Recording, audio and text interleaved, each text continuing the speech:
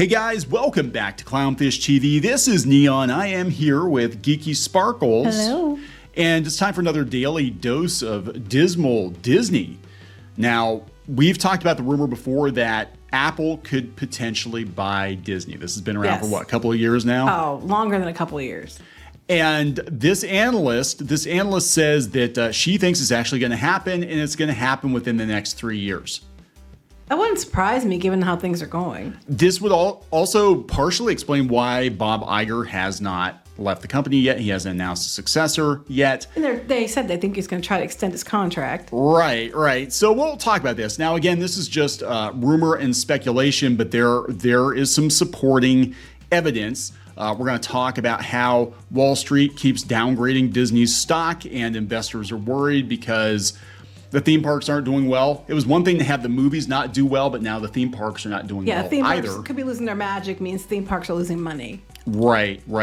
So we will talk about that. We'll talk about how their India business is already up for sale. So that's kind of an interesting. That is interesting. Interesting twist. And then we're going to talk about how some former Imagineers are not real happy with Disney, how guests are not real happy with Disney and the way things are going in the parks right now, which is definitely... it's too complicated. Yeah. So anyway, lots of things to cover in this video. Please subscribe for more pop culture news, views, and rants, guys. You'll get a woohoo if you do. Woohoo! So yeah, there aren't a whole lot of woohoos, I think, at Disney these days. Well, we do cover things other than Disney, but lately Disney's just been taking up a lot of our time. Yeah, it just keeps getting worse and worse, and people that used to be diehard Disney fans and pixie dusters are starting to turn against them too. I've noticed that more and more. We talked about that a lot of the theme park blogs that were normally like really pro Disney, all of a sudden are like, yeah, Disney's really striking out. Like they're not, and it's not just a Bob Chapek thing. I mean, a lot of the dip in quality goes back years. I mean, they keep wanting to blame Chapek, but a lot of it, I think, well, even before Chapek took over, they were having trouble with things being down and having issues. The boats were sinking in Jungle Cruise before Bob Chapek took over. Yeah. It's been an ongoing thing where they were trying to maximize profits, and they weren't paying people like they should, but they were paying investors. And now, it's all coming to a head, and they're going to try to blame it on Chapek, and some of it is Chapek because he was in charge of theme parks. But a lot of it was, Iger as well. So let's talk about this rumor. Again, this is a rumor speculation. This is an analyst. This is an analyst who has said before that she thinks Disney is going to sell to Apple. And she's not the only one. There have been a couple people that said that Apple looks like a potential buyer. Analyst expects Disney to be bought by this tech giant. Needham analyst Laura Martin has been beating this drum for weeks, and now she floats a timeline. So she is saying that she thinks it's going to be within the next 3 years based on their box office performance, based on their stock. She says, outside of fundamentals, we do believe Disney will be purchased during the next 3 years. Takeover premiums have historically been 30 to 40% above the public trading price for media companies. This isn't the first time Needham has floated the idea of Disney being sold. In March, she said that tech giant Apple should kick the tires on the purchase, as the $1.25 billion unique Apple customers and the 570 million people Disney counts as consumers every year are worth more together than separately. And Disney's already working with Apple. They were trying to work with them on that new overpriced VR headset thing. Right. I say Iger's, up to Apple's for rent. He's been for a while. Yes. And he said before that, he would love to see an Apple merger. He said to his wife before, he was very close with Steve Jobs, and it would be very interesting so we've got Skydance movies, animated movies on Apple Plus. It'd be very interesting if Disney wound up getting absorbed by Apple and Lasseter wound up being put in charge, of the animation again. That'd be weird.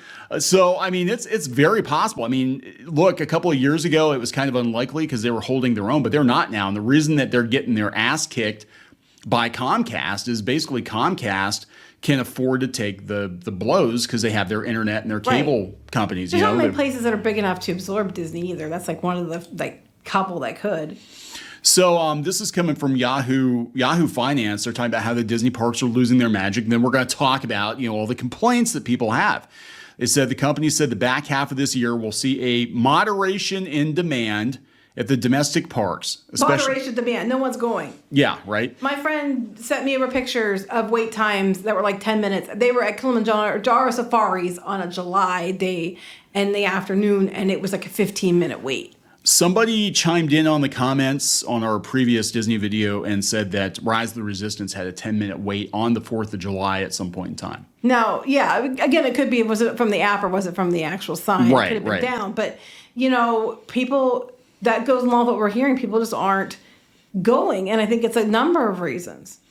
They said that this comparison, coupled with inflationary cost pressures, including from a new union agreement, is expected to drive a modest adverse impact to domestic parks and experiences, said former CFO Christine McCarthy, warning the investors that things aren't going to go very well. So just to throw some fuel on the fire, there are some headlines out there about them selling off divisions. They're talking about noping out of India, their digital and TV business. Remember when that was a big deal? Like they had to get all these Indian customers, Indian streaming customers, and now they're talking that they're potentially going to sell that off. Well, when they did layoffs and stuff, they were doing other countries. Like they had like branches in the UK and in China and stuff, and they were getting rid of people. And the thing is, like about in China, they said because they paid well because they were Disney, they got the best of the best of the best, in there. And these are people working on the back end with Disney Plus, and they got rid of them. Jeez. They're taking shows off of Disney Plus right now, trying to take the right down. Mm-hmm. And so that's, it's not out of the realm of possibility that they could say, hey, let's just sell the whole damn company. And they've been close to being put up for sale before. Back in the early 80s, they were going to get bought until Eisner came in and kind of, saved the day, I guess. Depends on how you look at it. But let's talk about where they're at right now. We got Fox Business here saying that a former Disney Imagineer says the theme parks are more stressful and less fun. Well, yeah, it's a lot less fun. It used to be you could just walk in and do things, and now you have to have everything planned. We know it's more stressful because how many fistfights do you see? So this guy, this is Harmon. Harmon here says that Disney has a good problem that too many people are flocking to the theme parks because guests are seeking the experiences and nostalgia. But, they're raising the prices as a result, and they're making it a lot more complicated. He says you've got this problem where you have too many people who want to come at the same time, so they try to spread it out. And that's what they do with the Genie Plus and with the discounts is they're basically trying to do crowd control. They use their Genie Plus, but before that Fast Pass Plus, and you take their recommendations. They were sending people over to rides that normally didn't have a line, Living the Seas with Nemo and Friends, or Journey to Imagination, and then they were bottlenecking those attractions to try to spread people out. And the problem is, at least Fast Pass Plus, it was free, so you couldn't complain too much because you got 3 Fast Passes, and they might make other lines longer, but it was free. But now you're paying for it. Yeah, he said they've added many more experiences. They try to raise the price high enough that weeds out some people, but it doesn't seem to work, and so they've come up with a system using your mobile phone. The problem is that unless you plan ahead, which a lot of people don't, you end up going there, which we've said the same thing time and time and time again. You end up going there and having a pretty poor experience because people have reserved rides and shows and restaurants. He said his own recent trip showed him that the days of taking your kids to a Disney park on a whim and expecting to have a great time are over. Right, you basically have to plan it. If you get your Genie Plus, you have to make sure you reserve your rides. I mean, they did that with Fast Pass, but at least Fast Pass you could do it ahead. Yeah. You go in, you have to have reservations for food. Now you have to have you have to plan ahead to get in line for shows and things. Or you have to have a plan when you go into the parks, knowing where to go and what to hit with things like Genie Plus or paid Lightning Lane. And if you know what you're doing, you can do it well. Yeah, we did it. We kicked it out of the park, knocked it out of the park. I like to kick things. So yeah, you like to kick things, especially some of the people in line. Yes, last summer. I mean, because I knew what I was doing. So he said that, and look, this guy's an Imagineer. I mean, to be honest, he probably should have known better, but he took his team to Disney World, to the Magic Kingdom. He said, we bought our expensive tickets, went in, watched as all these people walked in front of us in the queues because they made an online reservation. And then they got tired of watching so many people parade past them. They decided to just have a nice meal at the park. They couldn't do that because all the restaurants were booked, and then they left after 2 hours. Wow. 2 hours. Well, there are ways around that you could have still done well and still been able to do it. It is highway robbery. They said to be charging 170 a person to walk through the gate and then 30 a person for a ride. That's just highway robbery, and it's true. That's what they're doing.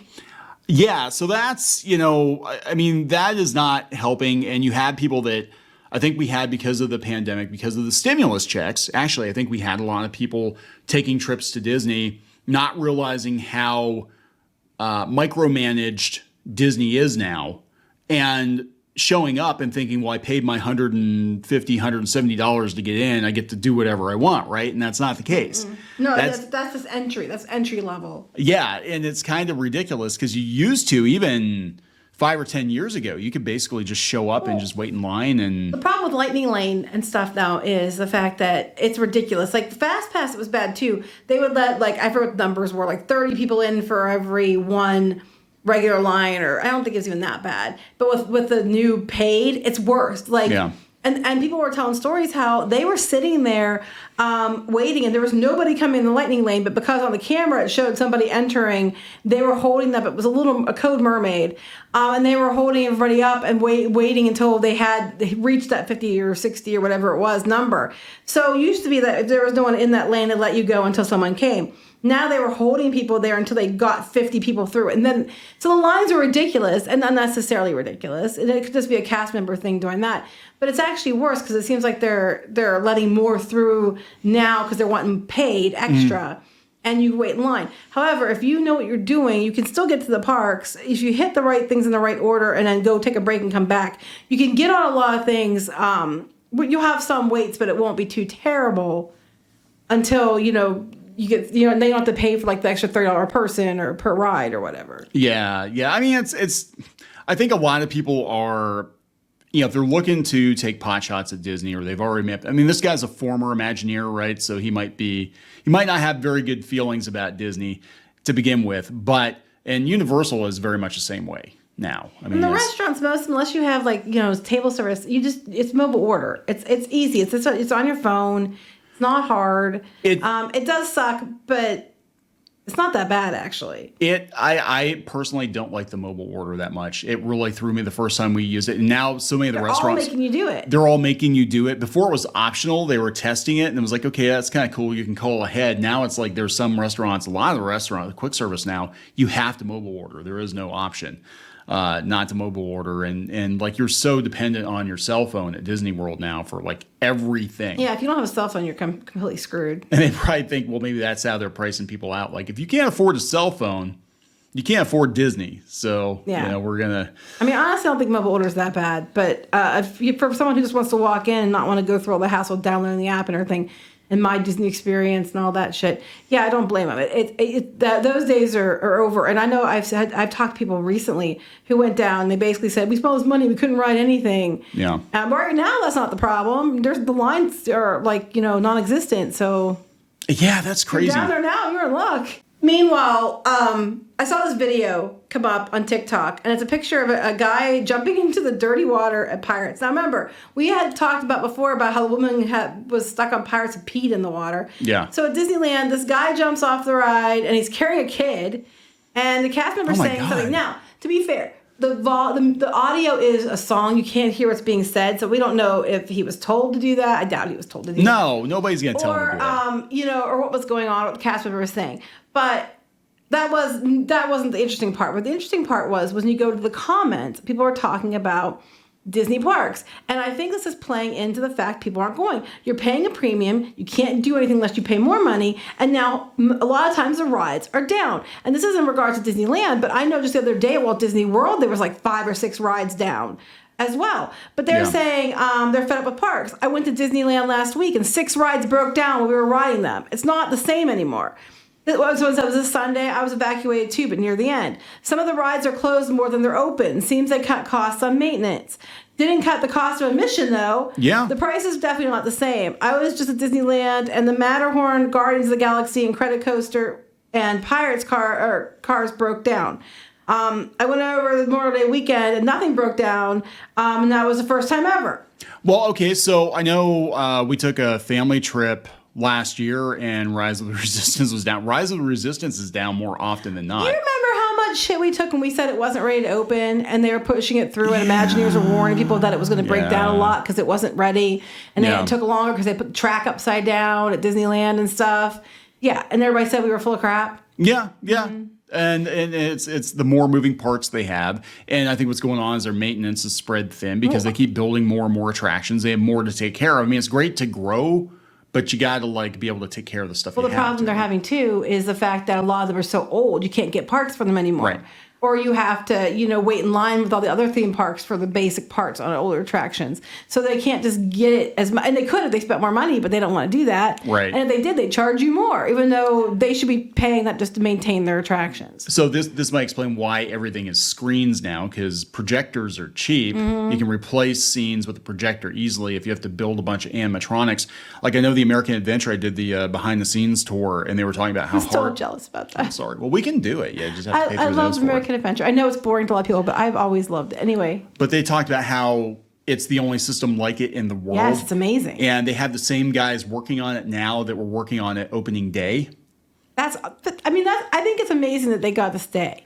Like, a lot of times people like push you out for younger people, and they didn't. And I think that's one plus in Disney's Well, favor. they're also highly specialized. So when they retire or, God forbid, pass on, who's going to take care of the attraction? Will they take care of the attraction, or will they just be like, nah, it's time for that Captain America re-theme we've been kicking around, Lots of screens. It's not Captain Marvel. Yeah, we'll do, what was it, Rogers the Musical or whatever it was? Well, they're doing that in Disneyland right now.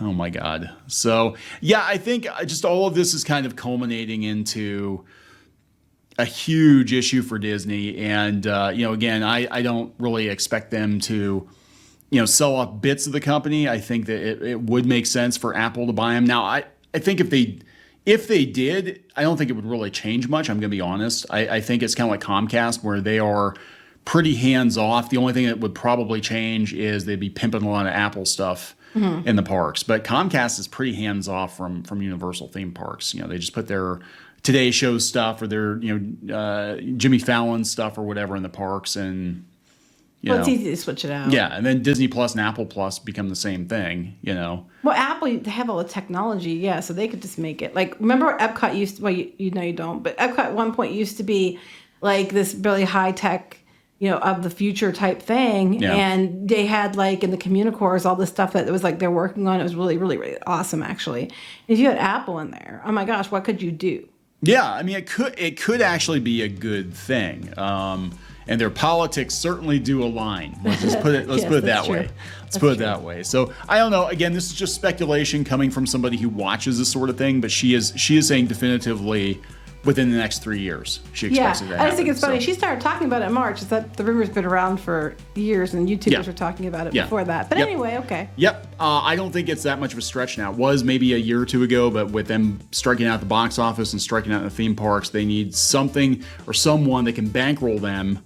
Yeah, because they're losing on every front, and that's bad. I mean, their merch isn't selling either. Nope. They're just, I mean, they keep having big sales at the Disney Shop Disney and stuff. Yeah. Yeah, I think it could happen. So anyway, we'll see. We'll see what happens. We're going to wrap this one up. Yep. Please subscribe. Go out to piratesandprincesses.net for objective Disney news, and we'll talk to you guys later. Bye. Help support the channel. Go to thereef.support and get early access to podcasts, videos, and other content. That's thereef.support.